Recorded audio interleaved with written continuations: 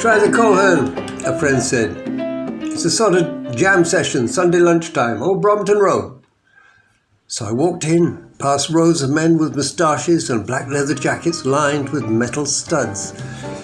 Ahead of me was a band of Caribbean men, and in their centre, sat at the piano, was a slight, elegant man, always smiling and clearly in charge. I stood to one side and listened. Jazz, real jazz, was being played, the kind I loved. It had a Latin feel to it, not that I really knew what Latin was. The pianist went into Love for Sale.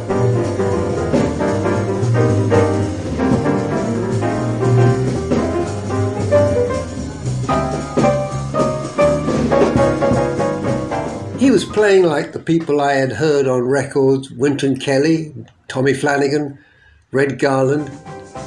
Then the band went into St. Thomas. I'd heard the great Sonny Rollins do this, but somehow this was better because it had Caribbean power and love behind it. On this tune, Russell could make the piano sound like steel pans. This music, pure jazz, made me dance. Then they played a cha-cha, Perfidia, and it was a proper cha-cha. I had heard this vague term Latin music, but this band played tangos, rumbas, cha-chas, bossa novas, sambas, and of course mento, calypso and soca, properly, like no other band I'd heard before. Suddenly the pianist turned to me and said, "You bring a sax?" I nodded. "Get it out, man. Name your tune." "Misty?" He went straight into the intro and looked at me.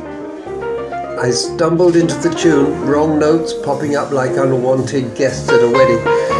The pianist took a solo, reminded me of Errol Garner. When he reached the last 8, he nodded to me to finish the tune. I did, and encouraged by this, I tried to improvise on the next number, but I was fumbling again. However, when the session was over, I hung about till I could talk to the pianist who I had heard was called Russell and asked him if I could come again. "Yes, man," he said. "But just play the tune, man. Play the tune." So I tried to get the tune right, and gradually, week by week, grew a little more confident. Then one day Russell just turned round and said, "Blow!" It was Don't Stop the Carnival, and there was this tall, very fierce-looking man beating calypso time with large pieces of iron, standing in front of me and glaring. I blew and he banged the metal louder and in my face.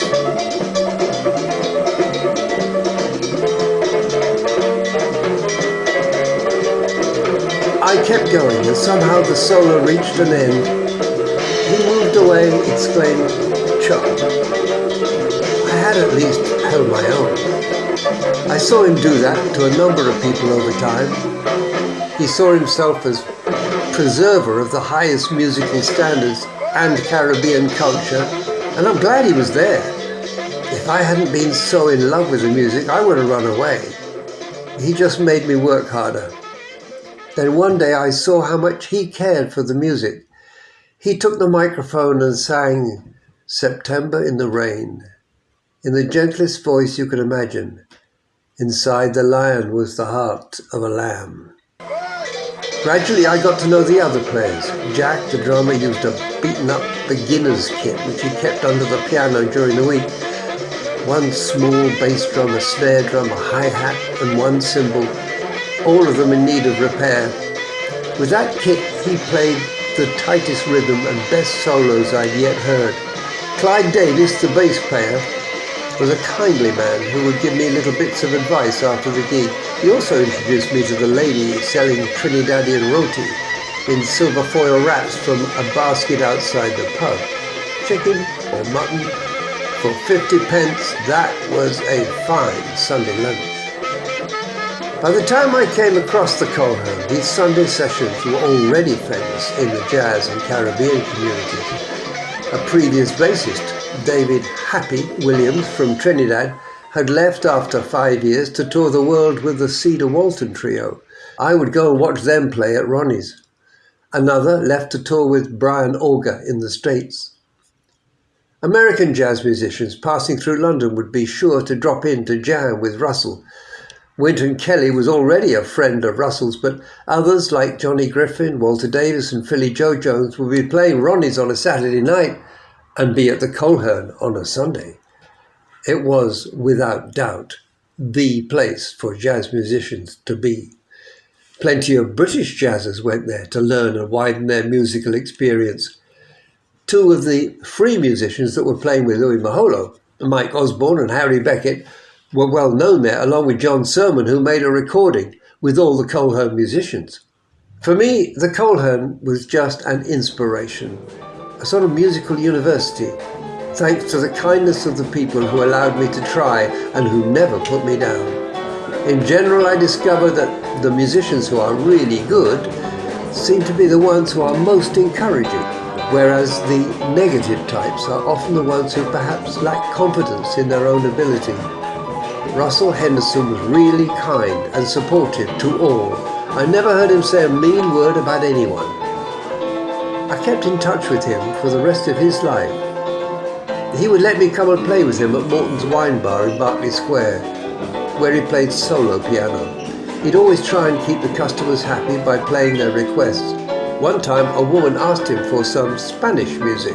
I wondered what he might play. He came up with Spanish tune after Spanish tune for half an hour, and I hadn't heard of any of them. He could do the same for British pop, carols, the American songbook, all varieties of jazz, South American, and of course Caribbean music. His musical knowledge was very wide.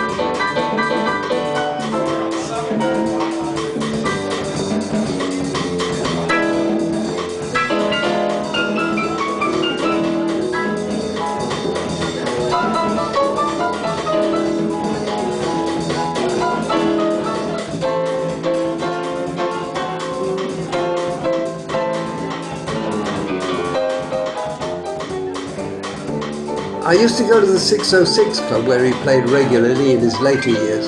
He allowed me to play a tune, and as he did with others who dropped in, he would know their tune and would start playing it as they came to the stand.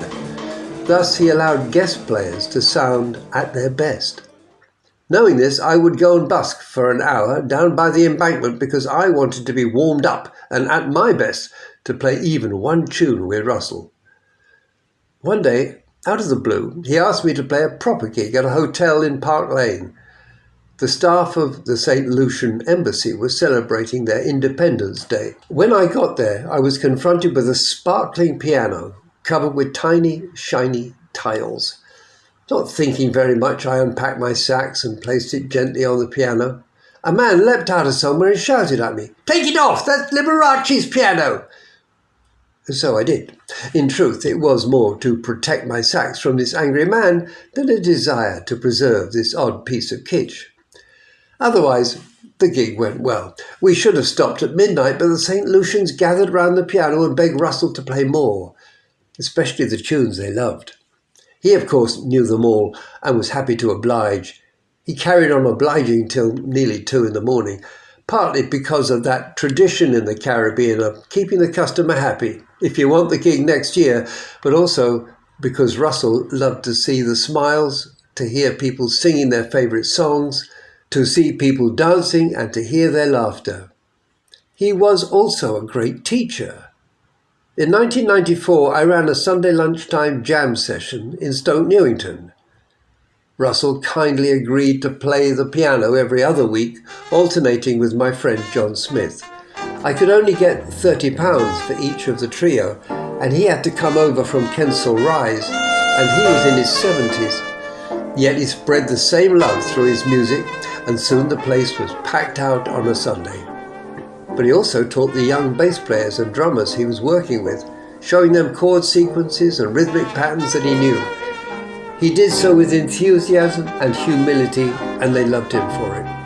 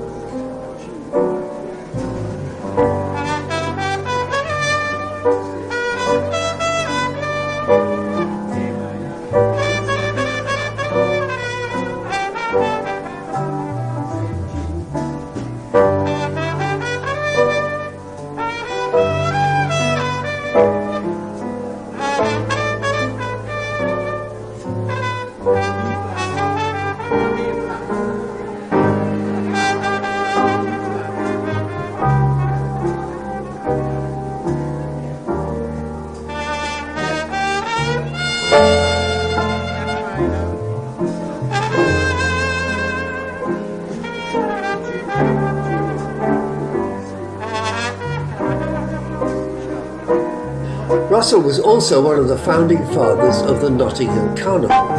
In 1966, he had spontaneously turned a street party for neighbourhood children into a carnival procession by getting the children to follow his steel band on a walkabout. That became the Notting Hill Carnival route. By 1970, the Notting Hill Carnival consisted of 2 music bands, the Russell Henderson Combo and Selwyn Baptiste Notting Hill Adventure Playground Steel Band, and 500 dancing spectators. In 2007, he invited me with my daughter Sereta to follow his steel band Panecta on the Sunday for the Children's Carnival.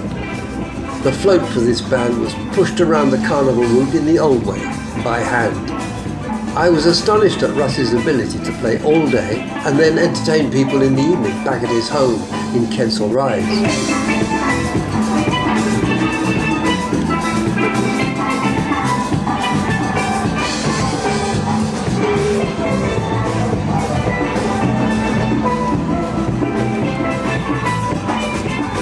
Towards the end of his life, while I was living in Suffolk, he mentioned one day that he loved eggs.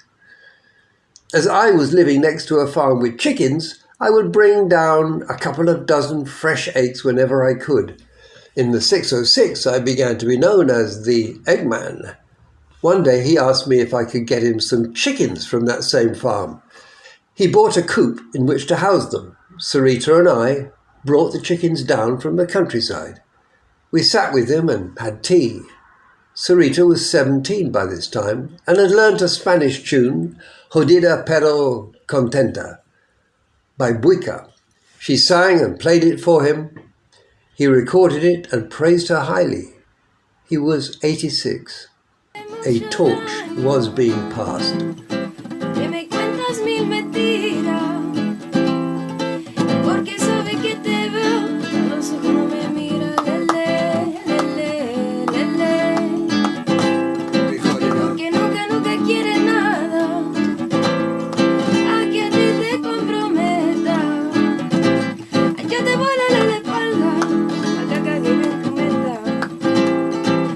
Safe to say, Russell was the most influential person in my life, outside of my family, a father figure, a teacher, and a great role model, and I named my son after him.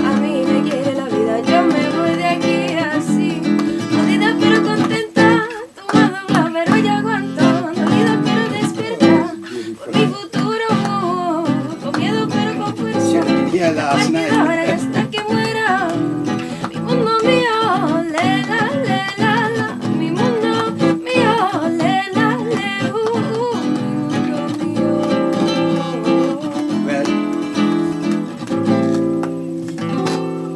Please make your comment. Very good. Thank you very much.